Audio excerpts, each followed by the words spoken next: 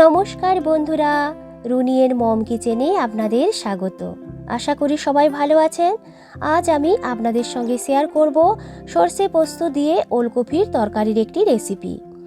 খুবই সিম্পল একটা রেসিপি, খেতে হয় কিন্তু ততটাই ভালো। যারা ওলকপি খেতে পছন্দ করেন না তারা এইভাবে রান্না করে খেয়ে দেখতে পারেন। গরম গরম ভাতের সঙ্গে খুব ভালো লাগে খেতে। ওলকপির মধ্যে যে একটা গন্ধ থাকে, এইভাবে রান্না করলে সেই গন্ধটা কিন্তু চলে যায়। তাই ভিডিওটা স্কিপ না করে পুরোটা দেখার অনুরোধ রইল। তো চলুন দেখে নেওয়া যাক আজকের এই রেসিপি। এর জন্য আমি এখানে নিয়েছি 3টে মিডিয়াম সাইজের নরম ওলকপি ও 2টো মিডিয়াম সাইজের আলু। লম্বা লম্বা করে এইভাবে কেটে নিয়েছি। আপনারা আপনাদের প্রয়োজন মতো এর পরিমাণটাকে কম বেশি করে নেবেন। আর এখানে নিয়েছি সামান্য একটু ধনেপাতা কুচি, একটা ছোট সাইজের পেঁয়াজ কুচি, একটা টমেটো ও 3টে কাঁচা লঙ্কা। ঝালটা অবশ্যই আপনারা প্রয়োজন মতো দিয়ে দেবেন। প্রথমে একটা মশলার পেস্ট তৈরি করে নেব। মিক্সিং জারের মধ্যে নিয়ে নিয়েছি 2 টেবিল চামচের মতো পোস্ত। এর মধ্যে দিয়ে দেব 2 টেবিল চামচের মতো সাদা সর্ষে। এরপর এতে দিয়ে দিলাম 2টো কাঁচা লঙ্কা। প্রথমে শুকনো ঘুরিয়ে নিয়ে সামান্য একটু জল অ্যাড করে একটা স্মুথ পেস্ট তৈরি করে নিতে হবে। এই রেসিপিটাকে বানানোর জন্য একটি প্যানের মধ্যে নিয়ে নিয়েছি পরিমাণ মতো সর্ষের তেল। সর্ষের তেল দিয়ে এই রেসিপিটা বানালে খেতে কিন্তু একটু বেশি ভালো লাগে। তেলটা একটু গরম হয়ে এলে দিয়ে দিলাম 1/2 টেবিল চামচের মতো কালো জিরে ও একটা কাঁচা লঙ্কা। কয়েক সেকেন্ডের মতো ভালো করে ফোড়নটাকে এইভাবে ভেজে নেব। এরপর এর মধ্যে অ্যাড করে দিলাম কেটে রাখা আলুগুলোকে। গ্যাসের ফ্লেমটাকে মিডিয়ামে করে দিয়ে আলুগুলোকে কয়েক মিনিটের মতো এইভাবে একটু কষে নেব। এরপর ঢেকে রেখে দিলাম 2-3 মিনিটের মতো। ঢাকনাটি খুলে নিয়ে আবার সব কিছু ভালো করে এইভাবে একটু মিক্সড করে নেওয়ার পর এরপরেতে দিয়ে দিলাম কেটে রাখা ওলকপিগুলোকে। পরিমাণ মতো নুন এর মধ্যে দিয়ে দেব। নুনটা দিলে দেখবেন ওলকপি এবং আলুগুলো কিন্তু খুব সহজেই নরম হয়ে যাবে আর খুব চট করে ভাজা ভাজাও হয়ে যাবে। ঢেকে রেখে দেব 2 থেকে 3 মিনিটের মতো। এইভাবে ঢাকনা দিয়ে দিয়ে রান্না করলে দেখবেন কষতে কষতেই আলু এবং ওলকপিগুলো কিন্তু খুব সুন্দরভাবে সেদ্ধ হয়ে যাবে আর খুব ভালো করে ভাজা ভাজাও হয়ে যাবে। তো আমি এখানে প্রায় 2 থেকে 3 বারের মতো এইভাবে ঢাকনা দিয়ে দিয়ে রান্না করে নিয়েছি। আলু এবং ওলকপিগুলো দেখুন একটু ভাজা ভাজা হয়ে এসেছে। এরপর এর মধ্যে দিয়ে দিলাম কুচিয়ে রাখা পেঁয়াজ। গ্যাসের ফ্লেমটাকে লো টু মিডিয়ামে রেখে পেঁয়াজগুলোকে কয়েক মিনিটের মতো এইভাবে একটু ভেজে নেব। পেঁয়াজগুলো যখন একটু নরম হয়ে আসবে এর মধ্যে দিয়ে দিলাম কেটে রাখা টমেটো।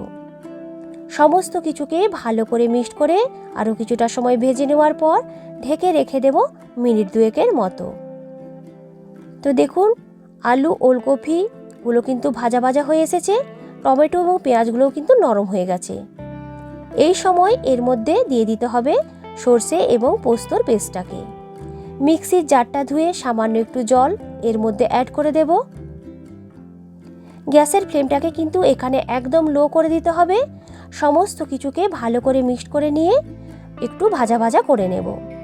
এইভাবে যদি পোস্ত এবং সর্ষেটাকে সবজির সঙ্গে একটু ভাজা ভাজা করে এই রেসিপিটাকে বানিয়ে নেন দেখবেন খেতে কিন্তু খুব ভালো লাগে। সামান্য পরিমাণ একটু হলুদ এর মধ্যে দিয়ে ভালো করে কষে নেব। তো দেখুন আমার কিন্তু সবজিটা ভাজা হয়ে এসেছে এবং মশলাটাও কিন্তু শুকনো শুকনো হয়ে গেছে। এর মধ্যে এরপরে দিয়ে দেব পরিমাণ মতো জল। খুব বেশি জল কিন্তু এতে দেব না, যেহেতু সবজিগুলো প্রায় 70 থেকে 80% মতো সেদ্ধ হয়ে গেছে। তাই সামান্য একটু জল এতে অ্যাড করে দিয়ে ঢেকে রেখে দেব মিনিট 5-এর মতো। 5 মিনিট পর ঢাকনাটি খুলে আবারও সব কিছু এইভাবে একটু মিক্সড করে নিয়েছি।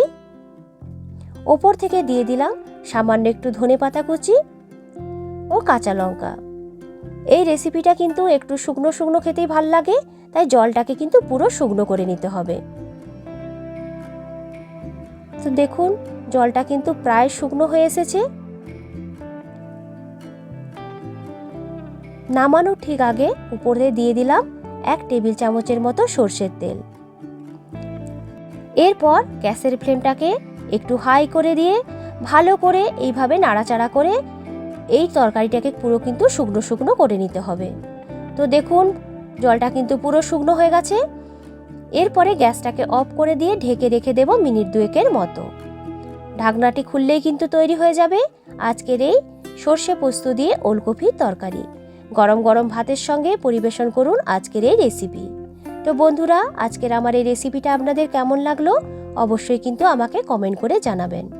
এইরকম ধরনের রেসিপি দেখতে চাইলে আমার চ্যানেলটিকে সাবস্ক্রাইব করতে হবে, লাইক, কমেন্ট ও বন্ধুদের সঙ্গে শেয়ার করতে কিন্তু ভুলবেন না। আমার চ্যানেলে নতুন বন্ধু হয়ে থাকলে অনুরোধ রাখলাম চ্যানেলটিকে সাবস্ক্রাইব করার জন্য। আবারও হাজির হব নতুন কোনো দিন নতুন কোনো রেসিপি নিয়ে। আজকের মতো টাটা।